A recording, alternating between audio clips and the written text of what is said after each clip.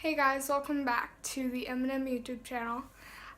This video today is tonight actually, but the video in general is gonna be a little bit different, actually a lot different. I'm gonna be sharing with you guys my type 1 diabetes diagnosis story. Only like immediate family know this story because they were there the day I was diagnosed, and like some relatives and cousins and stuff. But I'm just done not being able to do anything about it and not being able to try and find a cure and everything. But I'm hoping changing my channel up of sharing more diabetes related videos. I'm hoping I'm gonna inspire some people, help them, and just make sure that they know that they're not alone in this. So without further ado, this is my story. Okay, so I'm not gonna say every little detail because I was 5. I'm 14 now. So it was but it's about to be 10 years since I've been diagnosed. But I do remember it like it was yesterday. But just from what I remember, December 21st, 2008, my life changed forever. I do remember back in preschool, around the age of 4, when I started going to preschool and stuff. I remember just screaming bloody murder. Like every time my parents would drop me off, I'd scream, I'd cry, and you'd think I'm 4. I had really bad anxiety, I think, or at least what we thought. So we didn't really think anything of it. Because I'm 4 years old, I just wanted my parents to stay at school with me. So we didn't think anything of that. But at the age of 5, I was continuously crying every day at school.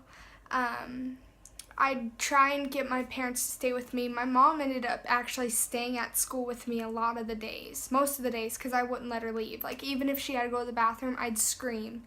And I remember doing it, and I felt so terrible. But I remember screaming and crying all the time because I was sick inside but didn't know it. So like I said, I'm 5 at this time. We were going to, December 21st, we were on our way to my aunt's house for Christmas. We were going there for Christmas because we usually celebrated Christmas there a little bit earlier. Anyways, my parents had stopped for me to go to the bathroom about 8 times. I had drank probably 13 water bottles. There was 13 to 16 water bottles in the car. I remember them being piled. I was drinking so much water. It was uncontrollably. I could not stop drinking water. And every time I drank a couple sips, I'd have to go to the bathroom. By the 6th or 8th stop, my mom was like, "Emily, you just gotta stop drinking water. Just stop. We gotta get there." Because we were behind by that point. It was late at night though too, so we already knew we were gonna get there late. But anyways, so I had an accident because we didn't stop anymore. I just continuously drank the water because it was almost as if I was dying of thirst. I needed water so badly. So I ended up having an accident. My parents had finally stopped and pulled over. We stopped at a Wendy's. My sister or something was holding me, or my dad, I can't remember. And I was so sad, and I felt so bad because I had the accident, and my parents had to clean it up, obviously, get me cleaned up. And I'm 5. I probably shouldn't have made that accident, but because of the symptoms of type 1 diabetes, I did. My sister brings me into Wendy's. She gets me changed. I got in my pajamas. And my mom had gotten a feeling. She had gotten a feeling. My guess it was probably from God. but to check my blood sugar. My dad was actually diagnosed with type 2 diabetes about a month before this happened. So he had his monitor with him. My mom decides to check my blood sugar. My blood sugar was over 800. It was high as can be. So my parents asked someone in Wendy's where the nearest emergency room was. They told my mom. My mom rushed me, my whole family was in the car, rushed me to the hospital to get the news that I had type 1 diabetes.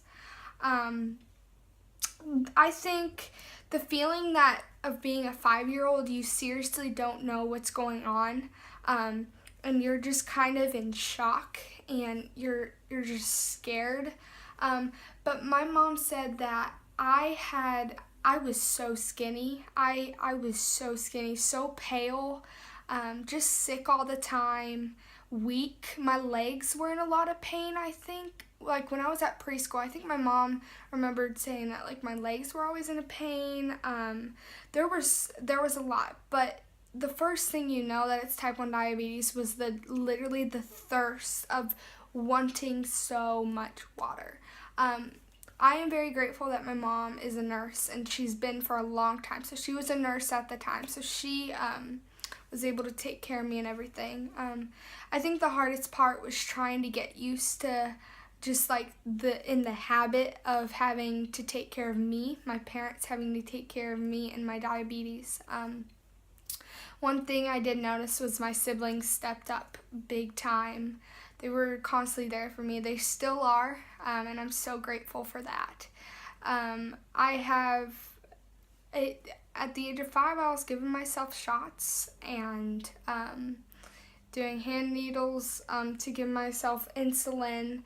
It was quite a bit to get used to, especially for my parents. And this wasn't only hard on me, but it was also hard on my whole family.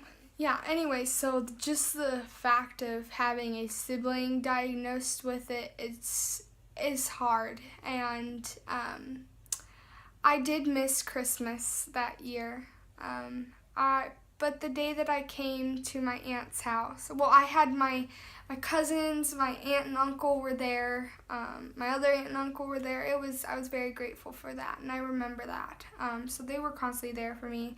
And the day that I came home to my aunt's house, I got to open presents, and that was really fun because having that burden of knowing you have an autoimmune disease the rest of your life, takes a total, it's a struck on you, and it's hard. It was hard for my mom and dad, I do know that, and I don't know, it was just a hard just year of getting used to. And then like a couple weeks later, I had to get my tonsils taken out, so then I was in the hospital for that. But I can say now, I'm proud to be a diabetic, and I don't know if other type 1 diabetics out there are, but I love educating others about it, and I love to try to find the cure. I love inspiring people, and it's my uniqueness, and I like being different. I like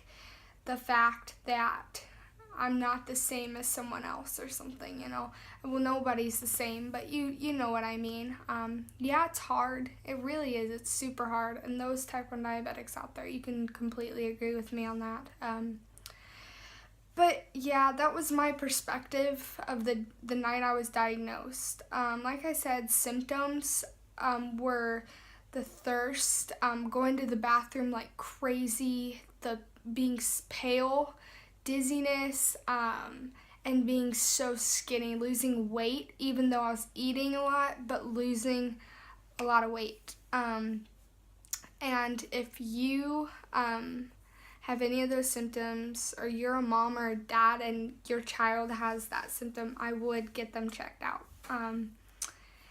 And if it is, it's going to be a big toll and a big turn for your life, but just know that none of you are alone in this situation. And yeah, alright, so I hope you guys enjoyed listening to my diagnosis story. I'm sorry if I rambled quite a bit.